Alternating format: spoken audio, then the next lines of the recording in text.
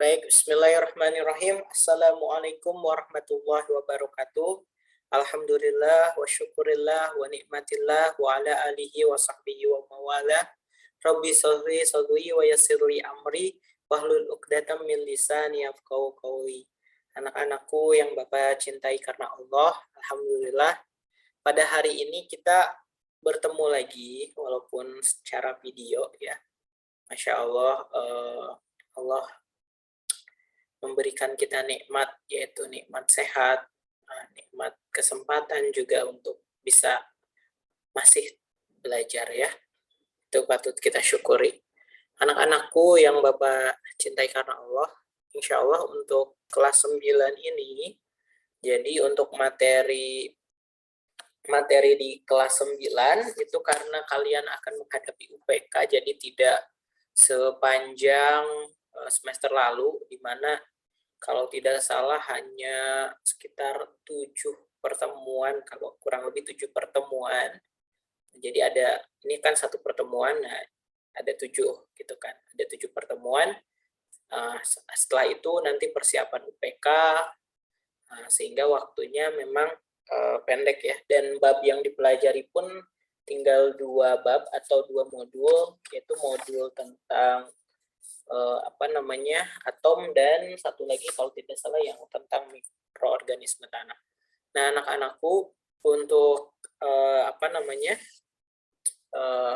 atom sendiri, judul modulnya yang memanfaatkan benda tak kasat mata ya, silahkan dilihat modulnya ya kalau yang mau baca lebih detail. Oke, kita lanjutkan ya. Jadi outline materi hari ini yang pertama mengenal partikel, yang diantaranya adalah atom tak kasat mata, ya. Yang kedua atom dan partikel penyusunnya, kemudian pemanfaatan partikel dalam kehidupan sehari-hari, ada intan dan granit, ya. Oke, terus ada plastik, ada logam, sama tulang dan gigi, ya. Oke, kita ke yang pertama. Jadi atom. Jadi kata atom sendiri ini diucapkan oleh seorang tokoh Yunani kuno dulu, Demokritus namanya. Atom ini berasal dari atomos ya. A-nya itu berarti tidak, dan tomos berarti memotong. Jadi dapat diartikan atom itu bahwa sesuatu yang tidak dapat terpotong, tidak dapat dibagi lagi, tidak dapat dipecah. Jadi itu definisi atom. Jadi sesuatu partikel sesuatu zat yang tidak bisa dipotong lagi gitu kan. Walaupun seiring dengan bertambahnya teknologi, berkembangnya teknologi, kita menemukan yang namanya SEM ya, scanning electron mikroskopi, atau juga ada yang disebut dengan scanning tunneling microscope ya, STM. Nah, dengan mikroskop scanning tunneling tadi, kita bisa melihat bahwa ternyata di dalam atom itu ada materi-materi lain, ada proton, elektron, dan neutron. Nah, dan di dalam itu semua juga ada materi terkecil yang dinamakan quark ya. Nah, yang quark ini adalah yang sekarang disebut sebagai benda terkecil gitu kan.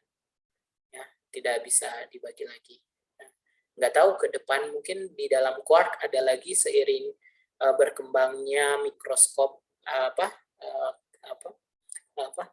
kemajuan dari teknologi mikroskop ya.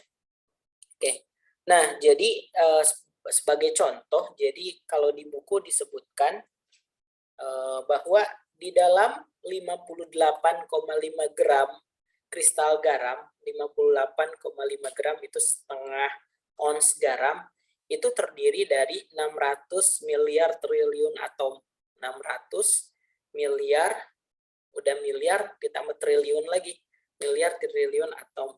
Oh, nolnya banyak banget. Artinya memang banyak sekali atom itu sebagai molekul penyusun suatu zat ya. Gitu. Nah, di sini atom digambarkan seperti ini ya. Nanti kita akan jelaskan bagian-bagiannya. Nah, perlu Ananda ketahui bahwa semua zat di alam semesta ini, semua benda di alam semesta ini itu terdiri dari atom-atom gitu kan. Baik air misalkan atau tanah, udara itu tersusun atas atom-atom dan tentunya dengan jenis yang berbeda. Nah, ini contohnya adalah rambut kita. Rambut kita itu tersusun atas beberapa atom ya. Ada atom karbon atau disingkat C, terus ada atom hidrogen, kemudian ada atom nitrogen, sampai atom sulfur atau belerang. Mungkin sulfur ini kan biasanya berbau kurang sedap ya. Nah, makanya kalau dibakar itu kenapa sih rambut misalkan kalau dibakar agak bau ya, karena ada kandungan sulfur juga ya di dalamnya. Oke, lanjut. Nah, kentang versus kayu. Nah, gitu. Di sini ada yang menarik. Nah, jadi atom itu satu sama lain saling berikatan. Nah, di sini contohnya ini atom air. Atom air itu,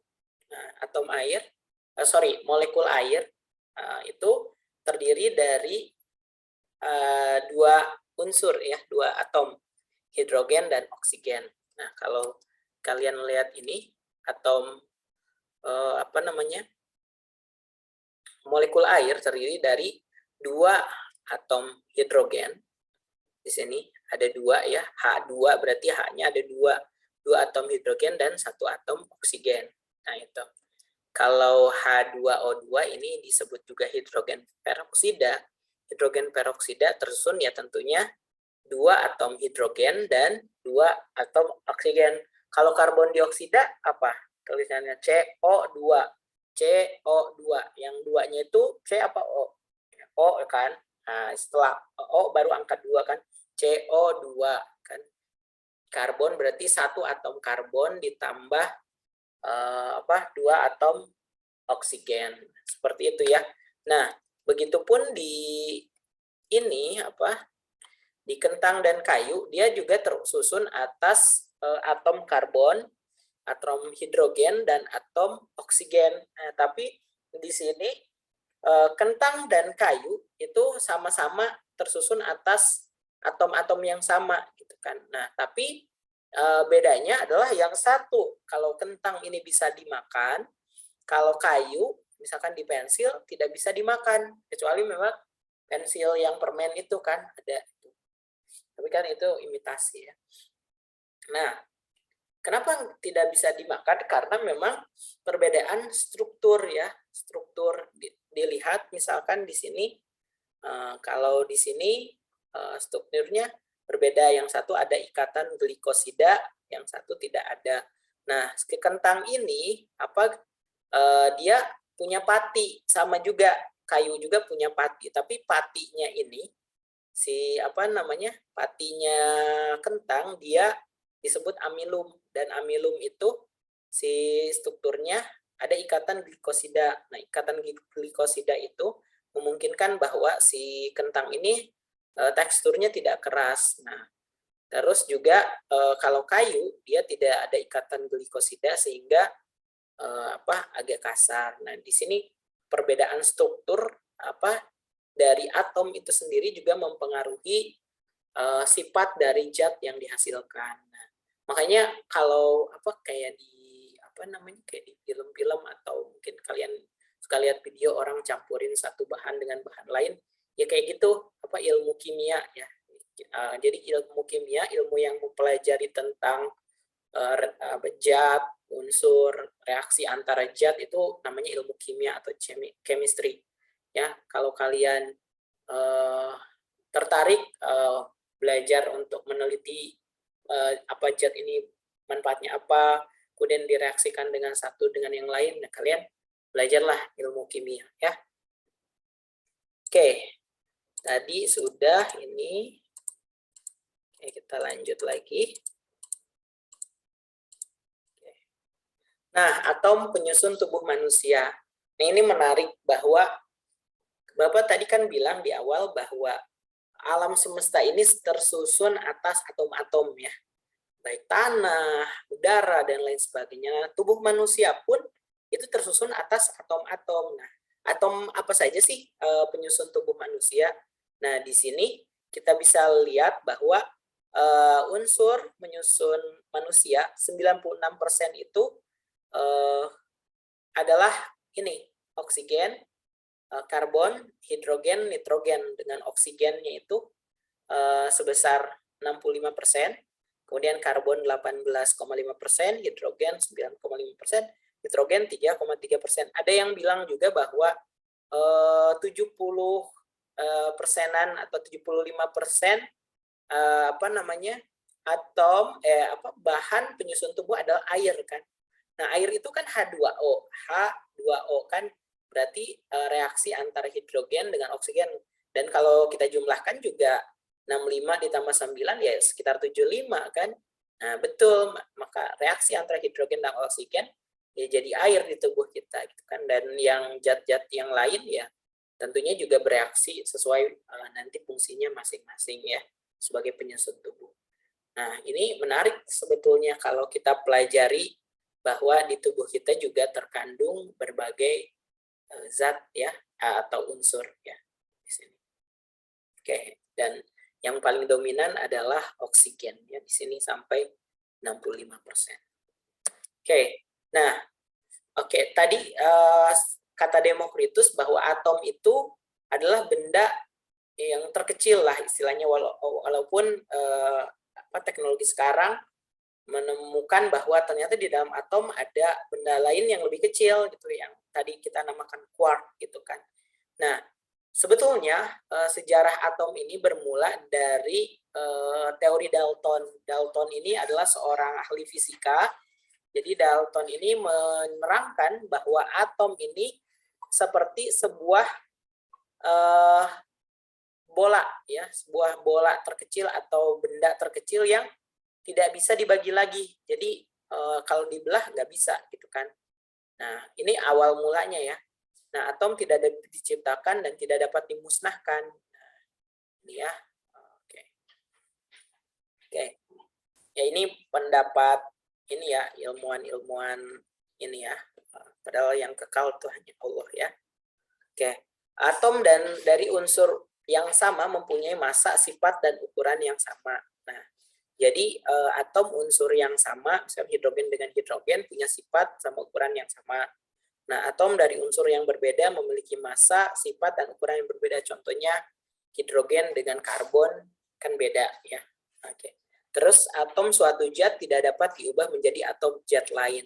Nah, ini teori Dalton ini dulunya memang dianggap atom ini nggak bisa, kalau karbon ya jadi karbon, oksigen tetap oksigen, tapi ternyata dengan suatu reaksi kimia tertentu di zaman sekarang ini dapat diubah jadi dari namanya suatu atom jadi atom yang lain ya.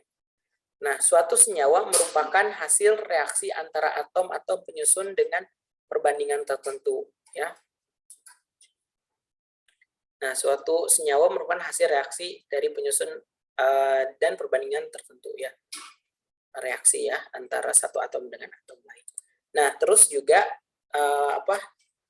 tadi Dalton bahwa sebuah bola pejal isinya kayak bola yang tidak dapat dibagi lagi. Nah, terus berkembang setelah Dalton ada Thomson ya, J.J. Thomson, Joseph J. Thomson.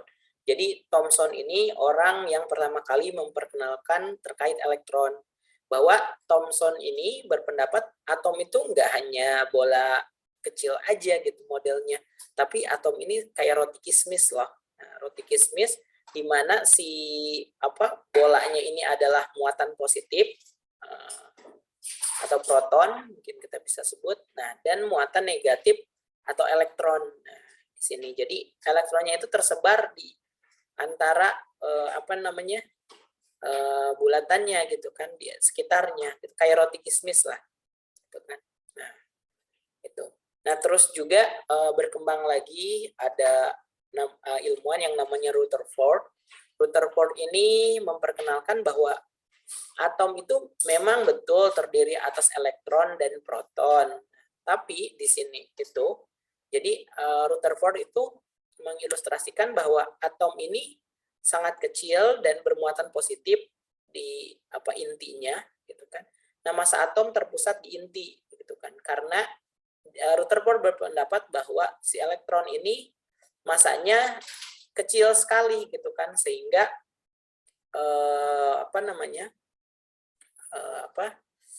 massa atom ini berpusat hanya di inti, gitu kan, karena intinya sangat berat, gitu kan, sehingga emang massanya itu berpusat di inti, gitu kan, kayak berat di tengahnya.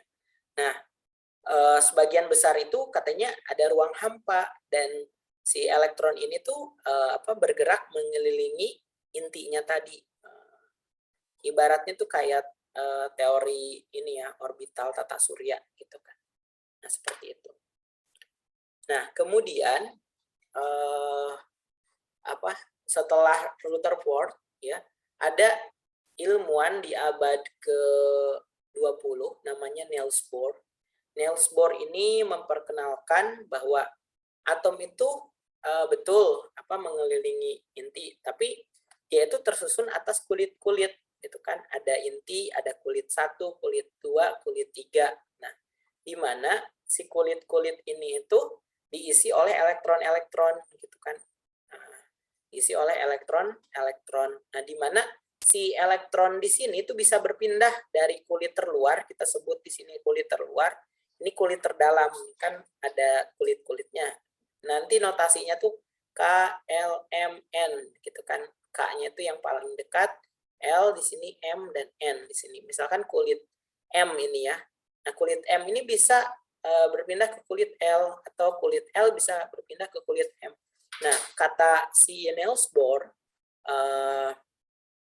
kalau atom pindah, kalau elektron pindah dari kulit yang paling luar ke kulit paling ke kulit dalam yang lebih dalam, dia itu harus melepaskan energi, gitu kan.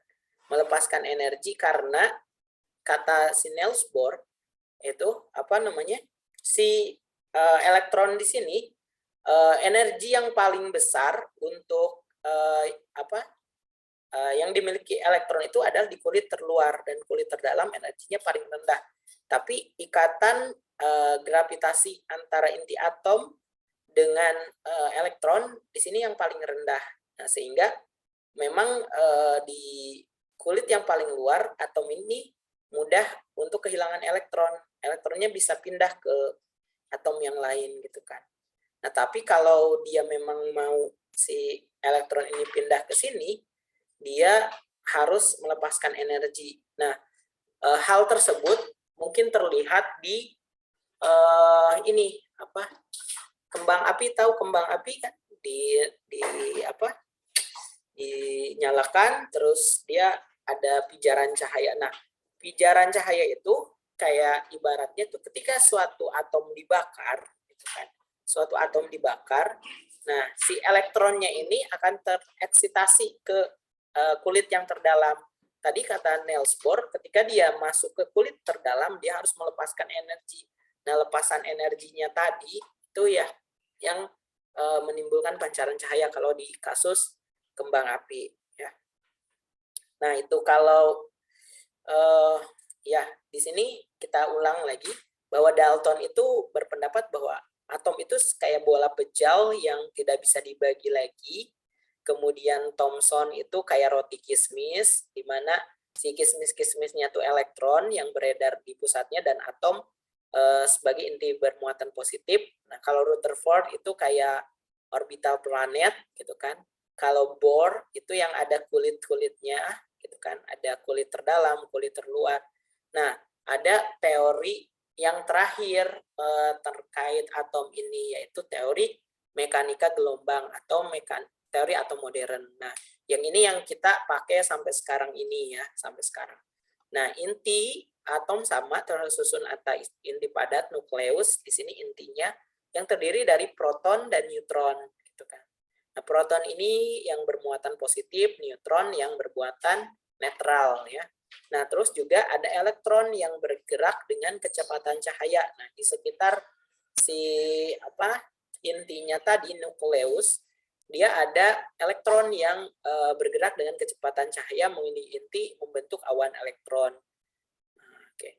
Dan di teori atom modern juga sama bahwa massa atom tuh terpusat di intinya, ya, karena intinya jadi bobot yang paling besar untuk atom. Nah, kemudian di sini ada penulisan notasi atom, ya. Proton dan neutron adalah partikel penyusun inti atom, sedangkan elektron adalah partikel yang mengelilingi atom. Tadi kan sudah dijelaskan bahwa ini elektron kan ditemukan oleh Thomson, proton oleh Goldstein, neutron oleh Chadwick. Nah, masanya ini mendekati 0, ya, yang elektron ini karena memang sangat kecil gitu kan. Nah, kalau proton 1, neutron 1. Nah, muatannya bisa ditulis -1 karena kan dia elektron bermuatan negatif, plus 1 karena dia bermuatan positif, 0 karena dia netral. Nah, ini lambangnya seperti ini ya. 0 min 1E, 1P, 10N ya. Oke.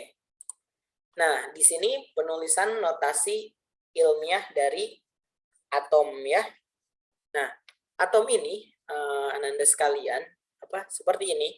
Tadi kan di sini ada inti yang bermuatan positif, ada proton dan neutron. Nah, neutron yang tidak bermuatan atau netral. Kemudian di sekitarnya ada elektron yang mengelilingi atom ya. Nah, di sini untuk notasi penulisan atom ini X. Nah, di sini X itu lambang atom. Contohnya di sini ada litium, Li atau Na di sini natrium ya. Nah, Z ini adalah nomor atom. Nah, nomor atom ini adalah jumlah proton atau jumlah neutron. Nah, di sini proton, neutron sama ya. Jumlahnya kalau Z misalkan di sini 3 di litium berarti jumlah proton sama elektronnya 3 gitu kan. Kalau di sini A, nah A ini nomor massa. Nah, nomor massa itu sama dengan jumlah proton ditambah jumlah neutron ya. Oke. Nah, dan juga A di sini A juga Z ditambah neutron. Nah, di mana Z itu kan tadi jumlah proton ya. Nah, berarti jumlah neutron bisa dicari A dikurangi Z ya. A yang di atas dikurangi di bawah yang Z itu jumlah neutron. Nah, jangan sampai lupa ya.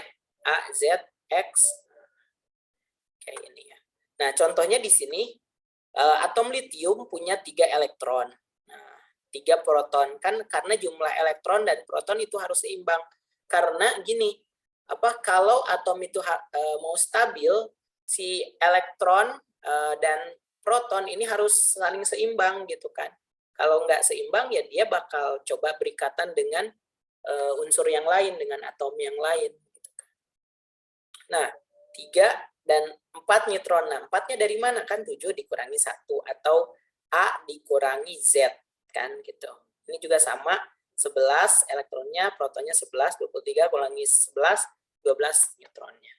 Ya, itu ya. Oke.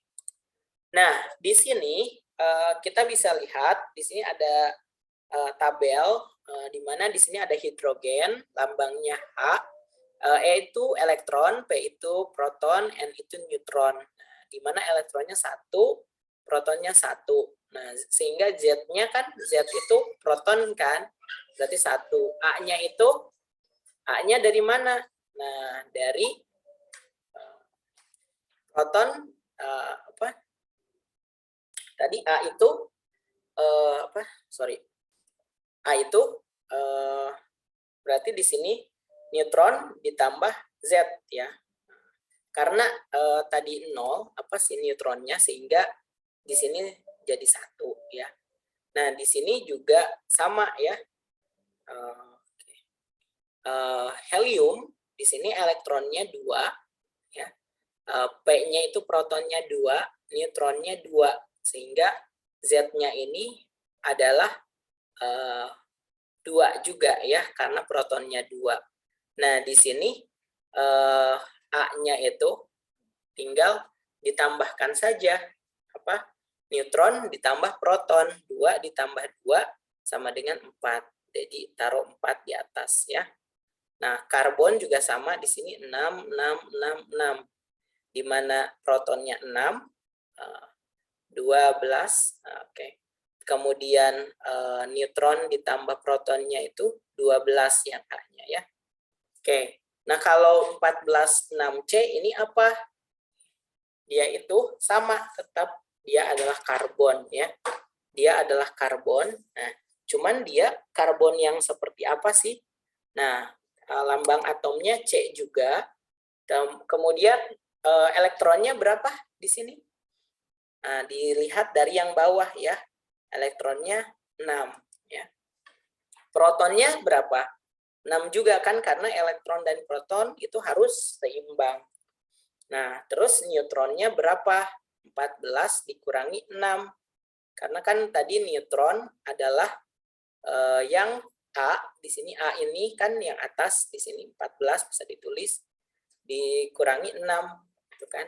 Jadi dia adalah 8 ya. Dan Z-nya itu 6. Di sini A-nya 14 ya. Nah, di sini kalau fluor A-nya 19 ini A-nya. Kan F berarti F, atasnya 19, nih bawahnya apa ya. Oke. Oke. Ini 10. Nah, 10 dari mana? 19 dikurangi 9 ya. Atau A dikurangi P gitu. A dikurangi Z. Nah, berarti Z-nya udah ketahuan, di sini kan 9. Berarti atasnya 19, bawahnya 9 ya.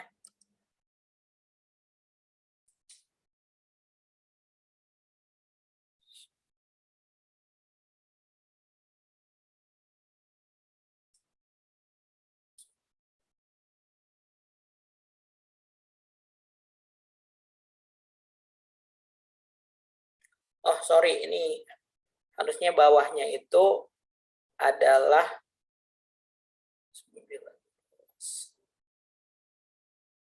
Sorry.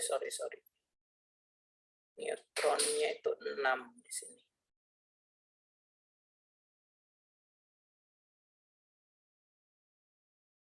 Sorry, 11.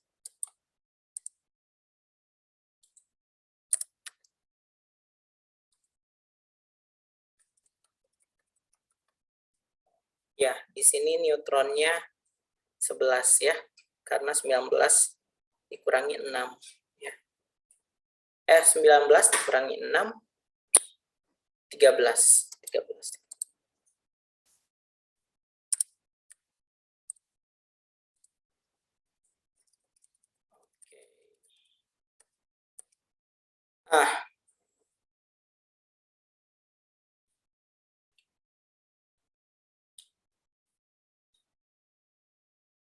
Oke, di sini ada emas. Jadi memang atom itu tersusun atas banyak sekali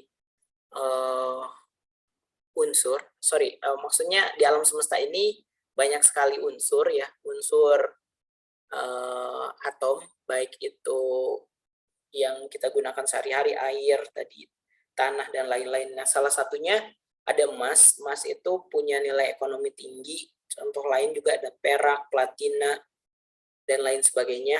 Itu punya kandungan ekonomi tinggi ya, sehingga orang banyak melakukan menambang zat tersebut ya. Nah, terus tapi ada juga atom-atom yang memang merugikan gitu kan. Contohnya itu adalah si merkuri sama timbal gitu. Walaupun memang merkuri itu juga bisa digunakan misalkan untuk termometer, tapi kalau merkuri sama timbal ini kalau sudah kena ke tubuh manusia ini bisa menyebabkan kanker, bahkan sampai kematiannya. Contohnya di kasus di tragedi Minamata. Nah, tragedi Minamata ini jadi di Jepang gitu kan. dulu ada pabrik yang dia mengelola limbahnya kurang baik, dia buang ke laut, si merkurinya ini kemakan sama ikan, ikannya dikonsumsi manusia, dan lama-kelamaan penduduk di Minamata itu kena kanker, cacat, kelemahan mental dan lain sebagainya hingga kematian. Nah, dan ini pun jadi perhatian dunia waktu itu. Dan sampai sekarang pun pabrik itu harus memang ada standar pengolahan limbahnya agar tidak mencemari lingkungan yang pada akhirnya juga merugikan manusia. Nah, di sini di prinsip pembentukan molekul, jadi ada kulit-kulit kan tadi seperti yang dikemukakan oleh Niels Bohr, KLM ya, KLM. Nah, di mana di energi tiap kulit ini beda-beda ya KLM-nya itu. Nah, jumlah elektron yang menempati ada yang di sini K-nya ini ya 1 di kulit pertama, di kulit ini 2 ya maksimal elektron yang menempati, sama seluruh atomnya juga ya. Di kulit L maksimal 8 atau 2 pangkat 1 kan 2 pangkat 2 kali 2 kali 2 kan 8.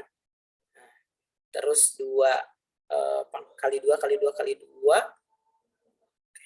Nah, di sini 18, terus ada 32 ya.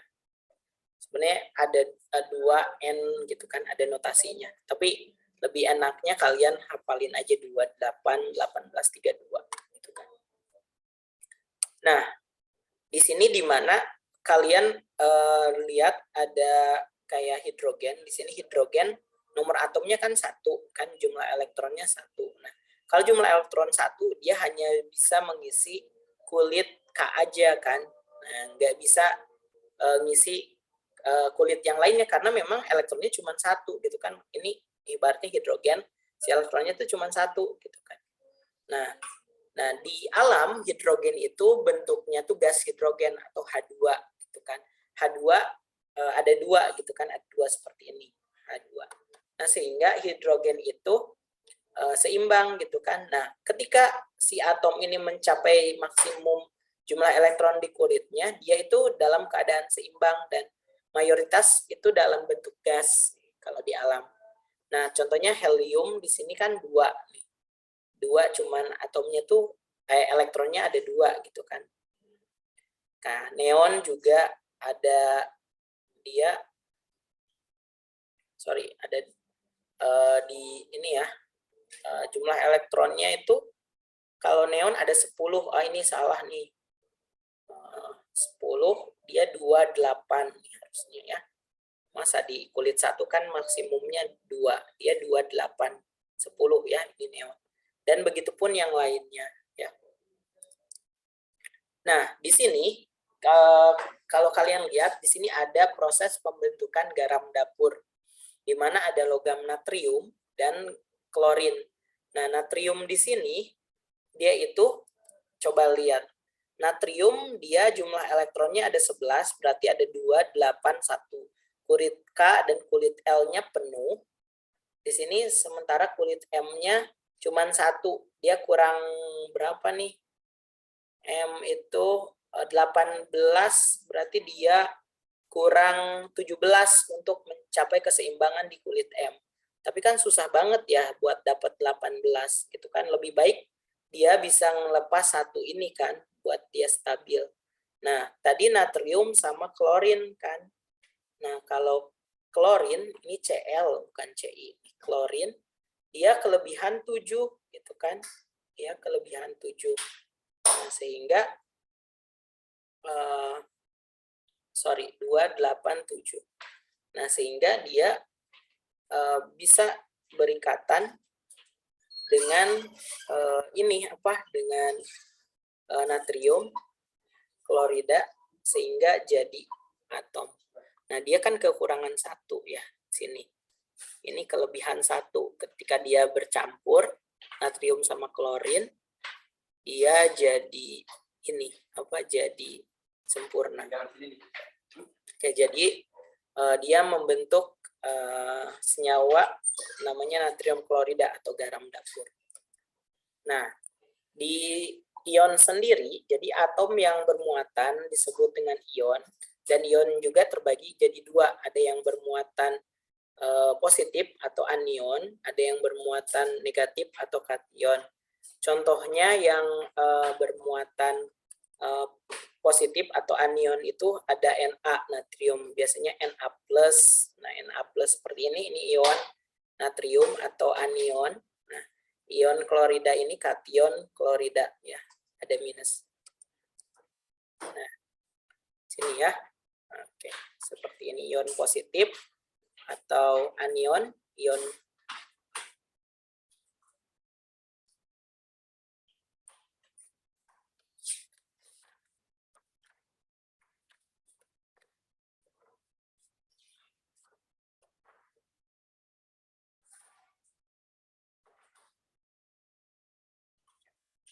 sebentar ya.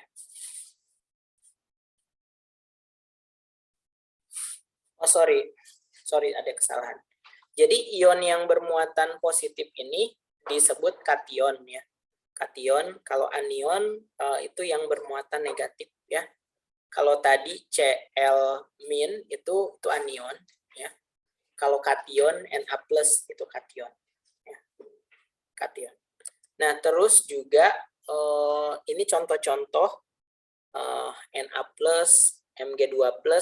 Nah, ini tuh karena dia kehilangan satu elektron, ada plus satu, kan 2 plus ini karena kehilangan 2 elektron, 3 plus karena kehilangan 3 elektron. Nah, ini Cl- karena dapat 1 elektron, O2- karena dapat 2 elektron ya. Nah, kita bisa hitung 23 11 Na+. Kalau ini jumlah protonnya 11 dari yang bawah yang tadi, jumlah elektronnya 11 dikurangi 1. Nah, kenapa dikurangi 1? Karena kan dia plus ya, menerima 1 elektron kan. Nah, jumlah elektron sebenarnya dia adalah 10. Nah, kalau jumlah neutron 23 dikurangi 11. Oke. Nah, kalau bromium 835, dia jumlah protonnya 35, jumlah elektronnya 35 karena nggak ada, dia bukan ion ya. Nah, terus juga jumlah neutron tinggal dikurangi 80 dikurangi 35. Kalau jumlah proton di sini adalah 17, terus karena minus artinya dia melepas 1 elektron. Nah, ditambah 1 jadi 18 ya. Jadi jumlah neutronnya 35 dikurangi 17 sama dengan 18. Nah, terus juga molekul. Jadi molekul adalah gabungan dari 2 atau lebih atom, baik atom-atom sejenis maupun atom-atom yang berbeda jenis. Nah, molekul dibedakan menjadi molekul unsur dan molekul senyawa. Ya.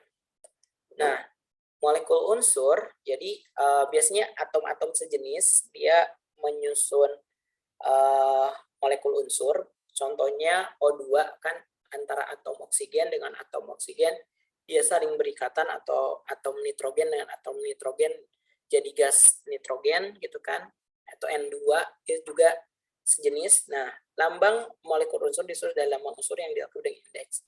Nah, molekul unsur yang terdiri dari 2 jenis huruf disebut diatomik atau kan C2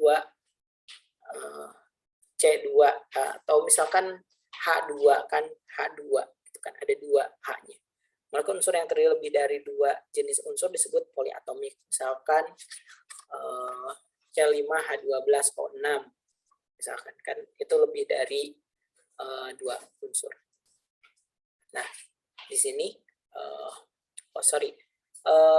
kayak fosfor ya yang poliatomik ini P4 gitu. Oksigen O2, hidrogen H2. Nah, kalian perlu tahu bahwa kayak hidrogen ini dia saling berikatan antara satu hidrogen dengan hidrogen yang lain. Karena kan H hidrogen tuh hanya punya 1 elektron. Jadi dia saling berikatan dengan hidrogen, dia jadi gas hidrogen kayak gini, ada 1 gitu kan, 1 elektron gitu kan. Sehingga ikatannya tuh kayak gini. Nah, hidrogen dengan hidrogen ada 1 elektron gitu, satu sama lain yang berikatan. Nah, beda kayak oksigen. Di sini kalau oksigen kan dia ada kekurangan 2 elektron ya. Nah, dia saling berikatan jadi seperti ini ya. Nah, kalau oksigen ikatannya seperti ini. Kalau nitrogen karena ada 4 yang berikatan, karena ada 3, yang berikatan jadi seperti ini. Nah, kemudian ada molekul senyawa. Oh iya, ikatan antara hidrogen dengan hidrogen ini disebut ikatan kovalen ya. Nah, ikatan antara atom-atom sejenis.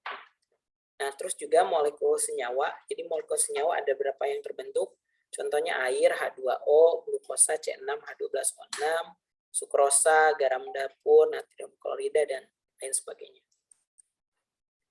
Nah, cara membaca rumus kimia zat di sini ada 2N. Biasanya misalkan 2H2O gitu kan. Nah, kalau 2H2O ada berapa atom hidrogen?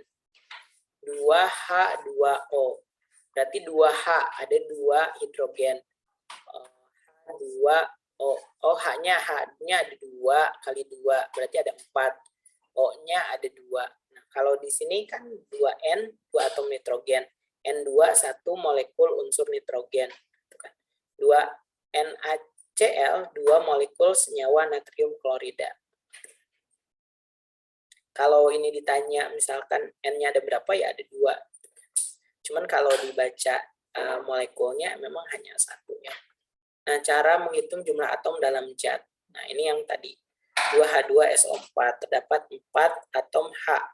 Nah, 4 atom H ini dari mana? Ini ada 2 kan, H-nya dikali 2, 4. Terus atom S ada 2. Di sini kan ada 1 dikali 2 kan, karena depannya notasinya ada 2. Terus atom O-nya ada 8. Dari mana? Ini O-nya ada 4 kali 2. Nah, dalam 2BaOH2, di sini terdapat 2 atom Ba. Nah, di sini sama kayak tadi. 4 atom O. Ini O-nya kan ada dalam tanda kurung O2 kali 2. 4 atom H. H-nya di sini ada 4. Nah, di sini kan H-nya dalam kurung 2 kali 2. Nah, terus juga banyak sekali partikel dalam kehidupan sehari-hari yang kita manfaatkan. Contohnya gas oksigen. Nah, oksigen yang ada di alam itu biasanya dalam bentuk gas ya, O2, nitrogen juga sama, N2, karbon dioksida yang diserap tumbuhan buat melakukan fotosintesis. Terus juga banyak sih produk rumah tangga, bahan pembersih sabun, bahan pemutih pewangi yang memanfaatkan dari prinsip atom ini, senyawa-senyawa tertentu untuk digunakan di kehidupan sehari-hari, kayak natrium, kalium, kalsium, magnesium, kan kekurangan zinc gitu kan, kekurangan magnesium, tapi nggak sembarang zinc ya. Maksudnya kayak zinc untuk makanan beda kayak zinc itu seng gitu kan kalau dalam bahasa kita, yang digunakan untuk kayak pembangun rumah itu beda ya, ada makromolekul kayak gitu, dan kayak insektisida dan lain sebagainya yang bisa kita manfaatkan. Oke, itu saja dari Bapak, kurang lebihnya mohon maaf. Sebenarnya lebih lengkap kalian bisa lihat di buku ya untuk bacanya, dan menurut Bapak yang di buku itu sangat lengkap sih untuk bahan bacaan tentang itu. Kurang lebihnya Bapak mohon maaf. Wabillahi taufiq wal hidayah. Wassalamualaikum warahmatullahi wabarakatuh.